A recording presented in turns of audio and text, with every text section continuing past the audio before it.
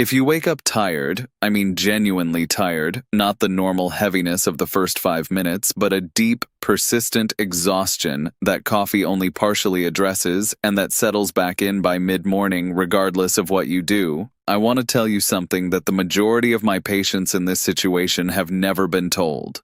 The problem is almost never what happens at night. The problem is almost always what happens in the first 60 minutes after you open your eyes. There are three specific things that the majority of people over 60 do every single morning, things that feel completely harmless or even healthy, that systematically disrupt the hormonal and neurological transition from sleep to full waking function, and that lock the body into a biochemical state of low energy and high stress that persists for the remainder of the day regardless of how much sleep preceded it. I have watched patients spend years addressing their sleep, their supplements, their thyroid levels, their iron, their vitamin D, without any meaningful improvement in their daily fatigue because the cause was not in the night. It was in the morning, in the first hour, in three specific mistakes they were making before they had even finished their first cup of coffee. I am Dr. David Miller. I have been practicing medicine for 15 years, and I built this channel on one principle. There are interventions that cost nothing, require no prescription, and produce measurable physiological change that most patients are never told about because the appointment is too short, and the revenue model of clinical medicine does not reward preventing fatigue. Subscribe to Dr. Miller right now and hit that like button. We are building a community of people who understand their own hormonal and neurological biology well enough to stop fighting it every morning and start working with it. Every subscriber makes this channel more visible to the next person who needs it. Let me tell you about a patient I will call Sandra. She was 61 years old. She had been exhausted for 3 years, not occasionally tired, chronically depleted. She had done everything she was supposed to do. She was sleeping 7 to 8 hours. She had been tested for thyroid disease, and her results were normal. Her iron was normal. Her B12 was in the acceptable range. Her vitamin D had been supplemented and brought to an adequate level. Her cortisol had been measured once and was within range. Her cardiologist had cleared her cardiovascular system. By every standard measurement her physicians had applied, Sandra should not have been exhausted. And yet she woke up every morning feeling as though she had not slept at all and spent every day operating at what she described as 60% capacity. She came to me not because she expected a different answer from her labs. She came because she had run out of things to test and was beginning to accept that this was simply who she was now. When I sat with Sandra for a full hour and asked not about her sleep and her labs, but about her morning in specific detail, what she did from the moment her alarm went off to the moment she left the house, the three mistakes appeared within the first 10 minutes of conversation. She had no idea they were mistakes. She had been making them for years, 2 of them for decades, and neither she nor any previous physician had ever identified them as relevant to her fatigue. By the time I explained the mechanism behind each one, she looked at me with the particular expression I have come to recognize in patients who have found the answer they were looking for in an entirely unexpected place. Let me explain those 3 mechanisms to you now. The first mistake is reaching for the phone within the first minutes of waking. Sandra's alarm was her phone. The moment it went off, she silenced it and immediately began checking messages, email, and social media. She had done this for so long that it was not a choice. It was automatic. She did it before she was fully conscious. And she had no idea that in those first minutes of doing so, she was initiating a cascade of hormonal and neurological events that would undermine her energy for the rest of the day. Here is the physiology. When you sleep, your brain moves through cycles of deep and light sleep, and in the final hour or 2 before natural waking, it begins a carefully orchestrated transition toward consciousness. A key part of this transition is the gradual rise of cortisol, which in this context is not the stress hormone of popular understanding, but rather the primary activating hormone of the morning, the compound that mobilizes glucose, initiates metabolic activity, and prepares the brain and body for the demands of a new day. This natural morning cortisol peak is called the cortisol awakening response, and it reaches its highest point approximately 30 to 45 minutes after waking. In people with a healthy cortisol awakening response, this peak produces a clear, functional sense of alertness and energy. In people whose response is blunted or disrupted, the morning feels like wading through fog, regardless of how much sleep preceded it. The cortisol awakening response is extremely sensitive to psychological stress in the first moments of waking. When you pick up your phone and immediately encounter unread messages, notifications, emails requiring responses, or social media content that triggers any emotional reaction, whether positive, negative, or merely stimulating, you activate the amygdala, the brain's threat detection and emotional processing center. Amygdala activation in the first minutes of waking triggers a stress response through the hypothalamic pituitary adrenal axis, the hormonal pathway that governs cortisol regulation. This stress pathway activation in the early morning does not supplement the natural cortisol awakening response, it disrupts it. It produces a sharp, reactive cortisol spike driven by perceived psychological threat, rather than the smooth, calibrated awakening cortisol that the brain's own circadian clock was trying to generate. The reactive spike burns through quickly. It produces a brief sensation of alertness or anxiety, followed by a sharper than normal drop in cortisol by mid-morning. This drop is what Sandra was experiencing as the return of exhaustion 2 hours after waking despite having had coffee. She had hijacked her own cortisol awakening response every single day for years before she had been conscious long enough to defend against it. The simple intervention is a phone-free first 30 minutes, not permanently, not as a lifestyle philosophy, as a precise physiological protection of the 30-minute window in which the cortisol awakening response needs to complete without interference. 30 minutes during which the amygdala is not activated by incoming information. The cortisol rise proceeds according to the brain's own circadian programming, and the neurological transition to full waking function completes properly.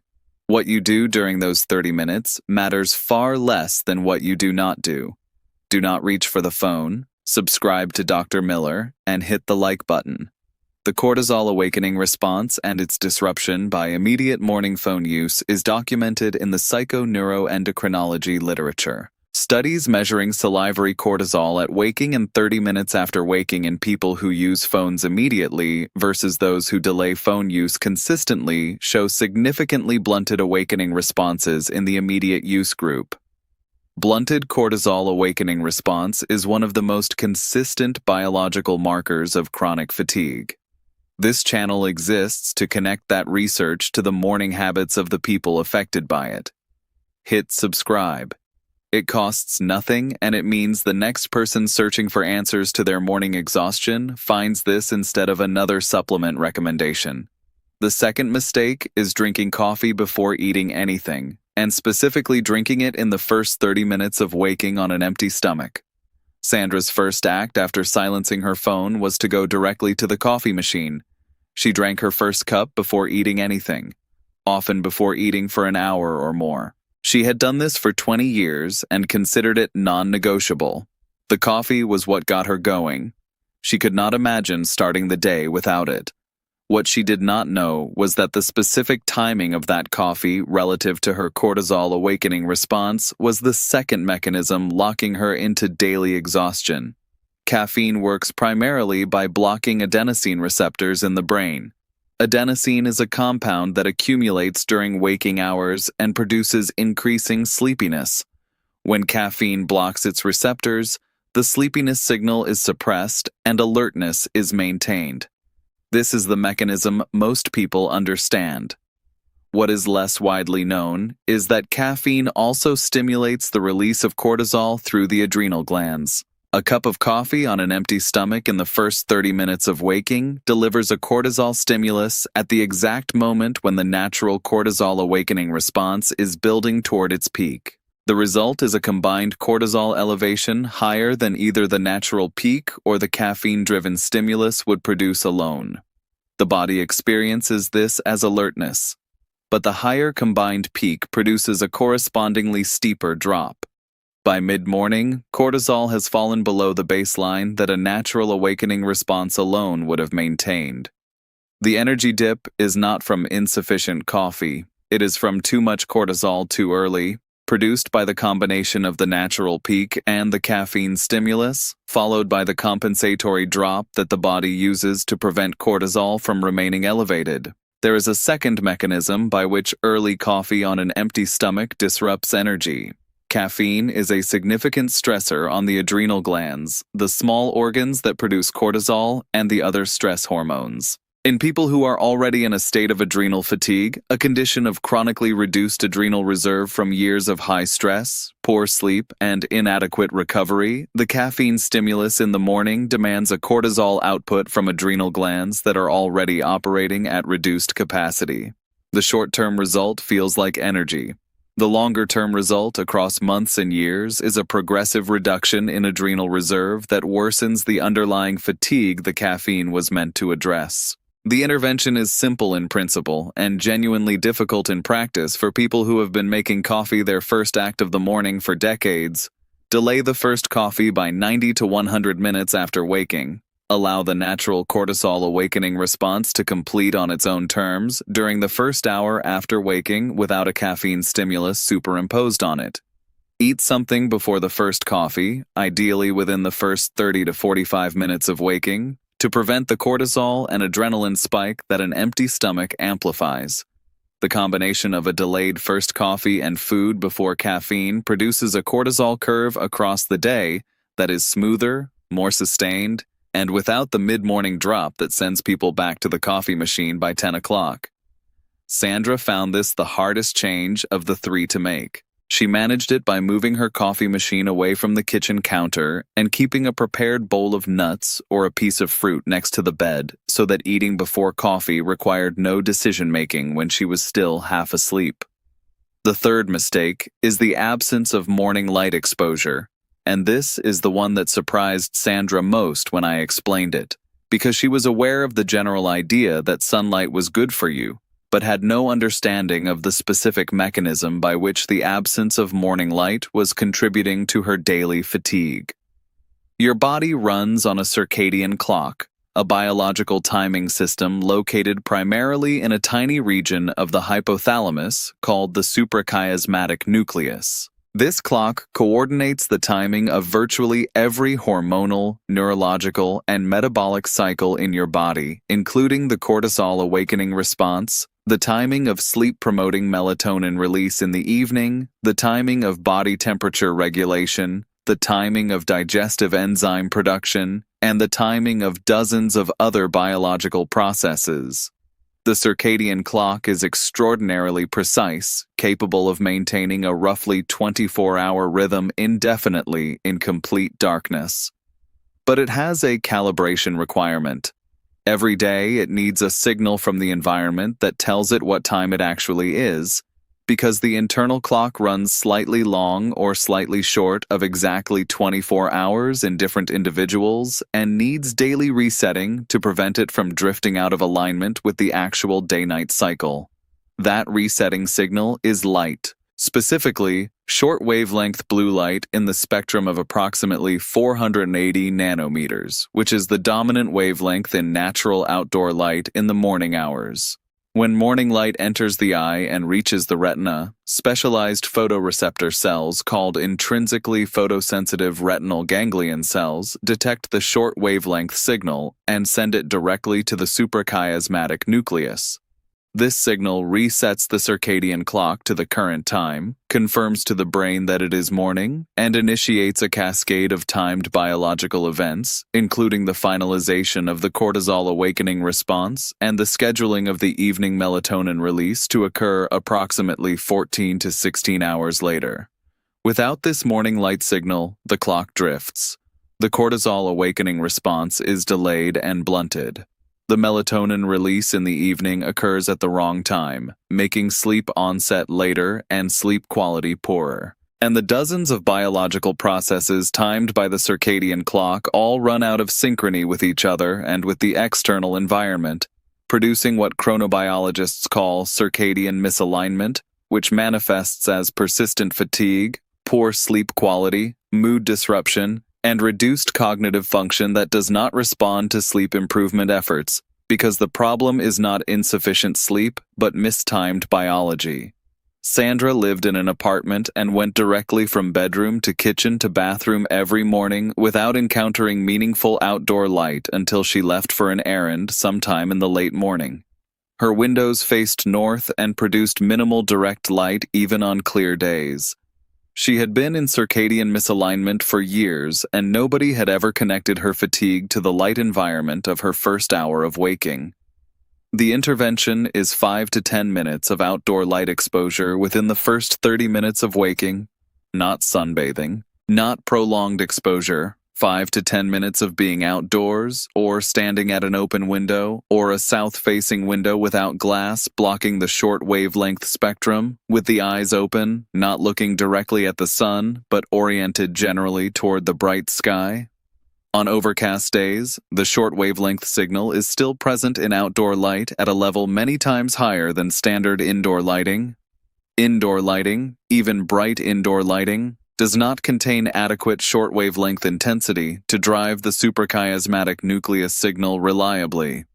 You need outdoor light or a dedicated light therapy lamp of at least 10,000 lux to replicate it indoors.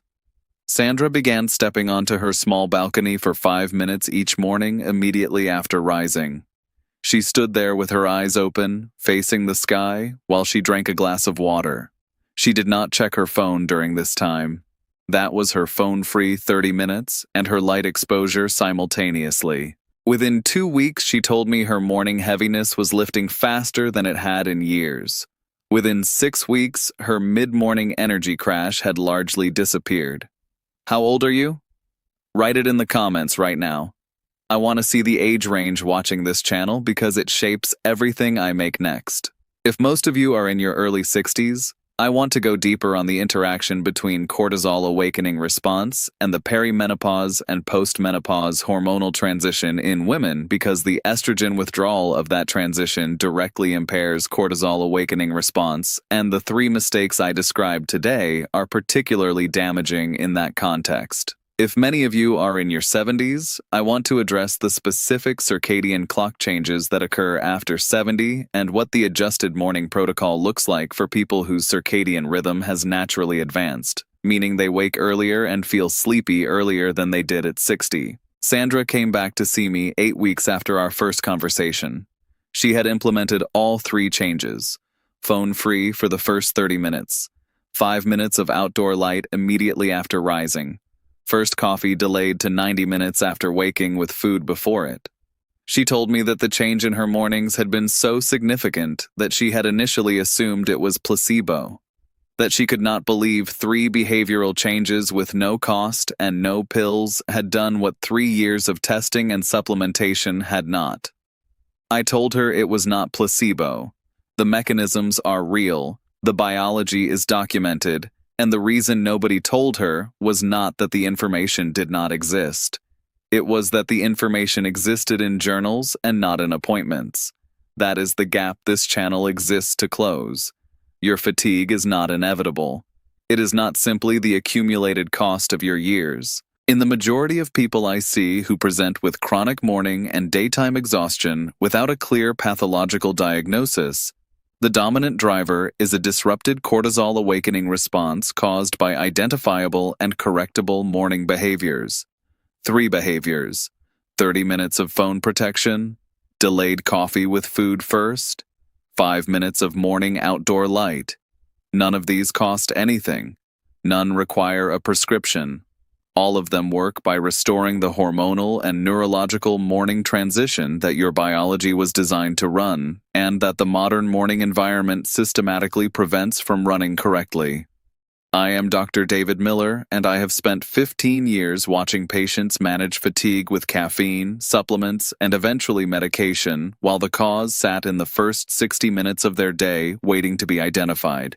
The body is trying to wake up correctly every morning. It has a sequence, a hormonal protocol, a light-dependent calibration that it has been running for your entire evolutionary history. Give it the conditions it needs to run that protocol, and it will do what it was built to do. Subscribe to Dr. Miller. Hit the like button. Share this with someone who describes themselves as not a morning person and has accepted that as a fixed fact about themselves. It is not a fixed fact. It is a correctable biological state. And now they have the mechanism to correct it. The healthcare system profits from treating fatigue after it becomes debilitating. I profit from you fixing it before that point. Subscribe if that difference matters to you. This content is educational in nature and does not constitute personalized medical advice. Persistent fatigue can have multiple underlying causes, including medical conditions that require clinical evaluation. If you have been experiencing significant fatigue for an extended period, please speak with your physician to rule out treatable medical causes before attributing it solely to morning behavioral patterns.